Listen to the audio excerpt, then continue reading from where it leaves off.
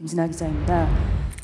이해운 기획예산처 장관 후보자에 대한 인사청문회 불발되고 오늘 마침 송부 기한인데요. 그 재송부를 요청하실 생각이신지 좀 궁금하고요.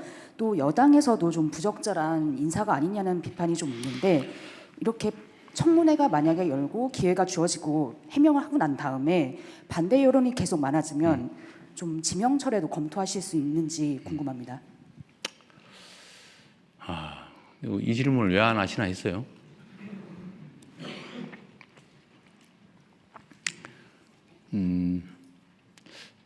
참 어렵습니다. 제가 지금 어려운 일이 두 가지인데 뭐 좀 이따 얘기하시겠지만 검찰 개혁에 관한 논란, 또 소위 탕평 인사에 관한 이해운 지명자에 관한 문제, 이거 정말 어려운 주제 중에 하나입니다. 직설적으로 얘기를 하면 이해훈 지명자에 대해서 어떻게 할지는 아직 결정은 못했어요. 근데 아쉬운 거는 본인의 이야기를 공개적으로 들어볼 기회를 갖고 그 청문 과정을 본 우리 국민들의 좀 판단을 제가 들어보고 좀 그렇게 판단하고 싶었는데, 결정하고 싶었는데 그 기회마저 봉쇄돼서 본인도 아쉽겠지만 저도 참 아쉽습니다. 문제가 있어 보이긴 해요. 그리고 우리 국민들께서도 문제 의식을 가지시는 부분도 있습니다. 그리고 뭐 저로서도 아쉽기도 하죠. 그러나 그에 대해서 본인의 해명도 또 들어봐야 되는 거 아닌가요? 그게 공정하죠. 그리고 저는 이제 재판을 많이 참여하면서 평생 살아온 사람이라 우리 의뢰인 쪽 얘기를 제가 잘 정리를 해가지고 이제 판사를 설득하는 일을 평생을 해왔잖아요. 직업으로. 이 원고 측 유능한 대리인이 써놓은 걸 읽어보면요, 100% 그 사람 말이 맞아요. 그런데 피고 측이 써놓은, 유능한 변호사가 써놓은 주장을 잘 읽어보면 100% 맞아요. 그래서 두 사람 얘기를 다 들어보면 판단이 좀 서요. 양쌍방의 얘기를. 그래서 재판제도가 원래 공격 방어가 중요해요. 그래서 한쪽 얘기만 듣고 판단하는 거는 그리 바람직하지 않더라. 저는 하도 저 자신에 관한 이야기, 왜곡된 가짜를 많이 들어봐서 제가 그런 신념이 생겼어요. 사람의 말을 듣고 판단하지 않는다. 제가 아주 가까운 사람 얘기를 잘 안 믿어요. 근거가 뭔데? 이쪽 입장은 뭔데? 제가 꼭 물어보죠. 그래서 제가 레드팀 이런 거 좋아해요. 반대쪽 얘기를 꼭 들어보려고 그래요. 근데 한쪽 얘기들은 위험하거든요. 그거 잘 안 믿어져요. 그래서 좀 아쉽다. 지금 할 수 있으면 지금이라도 좀 해줬으면 좋겠는데 좀 어떨지 모르겠어요. 쉽지 않겠죠? 좀 시간을 두고 판단하겠습니다. 그런데 이거와 관련해서 좀 근본적인 얘기를 한번 하고 싶어요.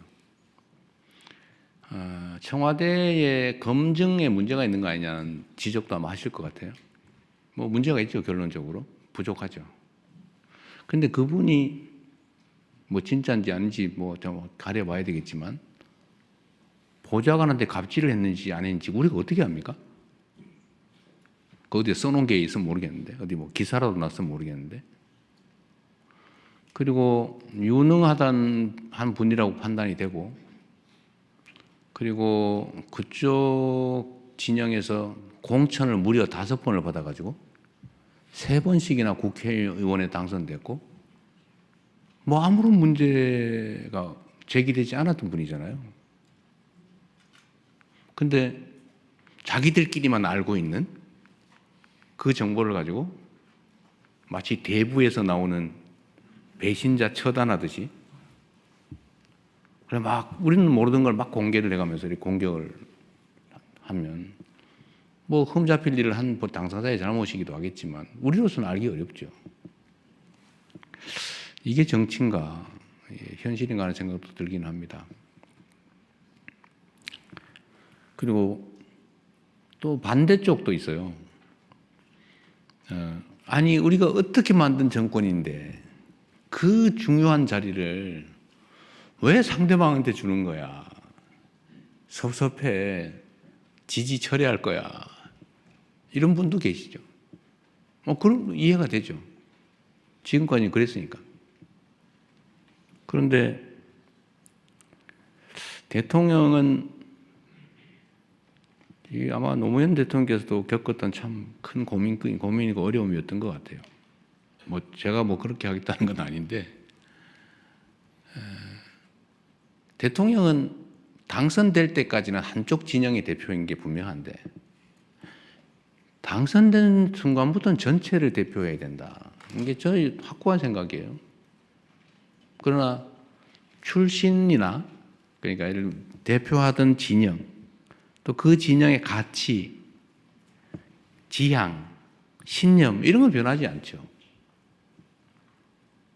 예를 들면 칼 쓰는 민족, 종족하고 활 쓰는 종족이 싸워서 칼 쓰는 종족이 이겼다고 해도 모두가 칼만 써 이렇게 할 수는 없잖아요.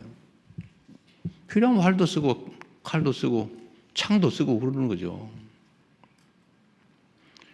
그래서 이 기본을 잃지 않되 모두가 함께 갈 수 있는 길을 최대한 찾아보자. 제가 강요 임명이나 우리 청와대 참모들을 꾸리는데 압도적 다수는 우리의 생각과 가치, 지향을 함께하는 같은 색깔의 같은 진영의 사람이잖아요. 근데 그렇게만 하면 어떡해요? 그래서 이제는 우리가 휘둘리지 않을 정도가 됐으니까 우리가 다른 의견도 좀 반영도 좀 하고, 특히 경제 분야는 소위 보수적 가치가 또 보수적 질서가 또 중요한 측면도 있고, 그래서 우리가 좀 점검을 해가면서 가자. 그리고 다양한 사람들의 목소리도 좀 듣자. 그리고 통합이라고 말만 하는데 실제로 좀 기회를 같이 조금이라도 나누어서 함께 하자. 그래서 한번 시도해 본 건데, 이제 물론 소수가 있죠. 다른 장관도 계시고, 다른 위원장도 계시고, 참모들도 있고 하긴 한데, 이번 이혜훈 장관 지명자 문제는 이렇게 극렬하게 저항에 부딪힐 줄은 몰랐습니다. 이 정도일 줄은 몰랐어요. 좀 어렵습니다. 어려운데, 하여튼, 우리 국민 여러분께서도,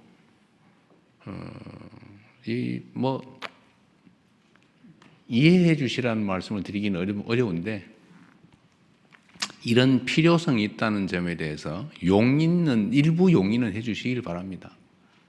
우리가 편을 갈라가지고 싸우긴 했지만, 이제 싸움은 일단 끝났고, 이제는 함께 모두를 대표하는 그런 통합된 나라로 가야 되고, 그게 대통령이 해야 될 가장 중요한 직무인데, 사실은 필요한 만큼 못하고 있다고 저는 생각합니다.